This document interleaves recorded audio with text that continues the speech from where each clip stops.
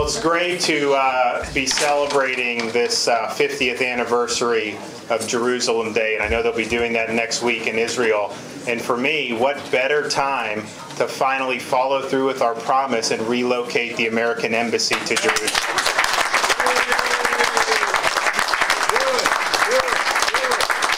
We've been promising it for a long time. We have 50 years. We have to do it. And, you know, people say, you cannot move the embassy. Oh, my gosh, all these bad things are going to happen. Let me tell you, I think there's a lot of risk if we don't follow through with our word to move the embassy to our security and Israel's security.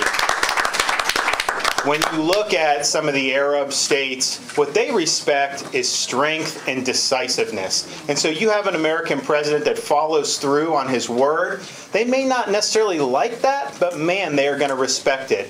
If you have a president, on the other hand, who gets cowed by some of the threats of violence and this and all tumult, and then backs away from a promise, to me, I think that leader's estimation goes down in the eyes of these Arab rulers. And I also think it's, people will say, oh, you can't do this because you'll never have peace with Palestinian Arabs. Look, I think at this point, not recognizing Jerusalem as the unified and indivisible capital of Israel, I think that actually hurts the peace process, because I think Palestinian Arabs still believe that somehow Israel's a transient country that will eventually be wiped off the map. So moving the embassy there is a great statement to say Israel is here to stay.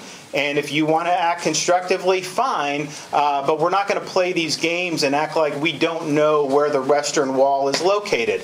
We got to get beyond that, and we got to do what's right. So I'm not necessarily predicting that that's going to happen, but I think if you're ever going to do it, with all the celebration that's going to be going on next week, just think of how much energy this would add to that, not only in Israel, but here in the United States, for the millions and millions of Americans who would like to see this happen. So we got to do it. Thank you guys for what you're doing.